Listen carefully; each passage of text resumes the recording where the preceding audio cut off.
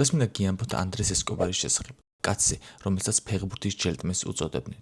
ეს ადამიანი მოკლეს იმის გამო, რომ შემთხვევით საკუთარ კარში ავტოგოლი გაიტანა. 1994 წლის მსოფლიო ჩემპიონატზე ამერიკის წინააღმდეგ მატჩში ესკობარმა შეცდომით საკუთარ კარში გაიტანა გოლი. 1994 წელს კოლუმბია კორუფციაში და კოკაინის ბიზნესში ჩაძირული ქვეყანა იყო. ანდრეს ესკობარის მოგვარე პაბლო ესკობარის კარტელი აკონტროლებდა. მსოფლიო ჩემპიონატიდან გამოთიშვიდან 5 დღის შემდეგ ანდრეს ესკობარს თავს რამდენიმე ადამიანი დაესხა. ფეხბურთელს 6 ტყვია მოხვდა. თითოეულ გასროლას კი თავდამსხმელებისგან შეძახილი მოჰყვებოდა. გოლი. ანდრეს ესკობარი თავდასხმიდან 45 წუთში გარდაიცვალა. ცნობილია, რომ პაბლო ესკობარს ამ დანაშაულთან კავშირი არ ჰქონდა.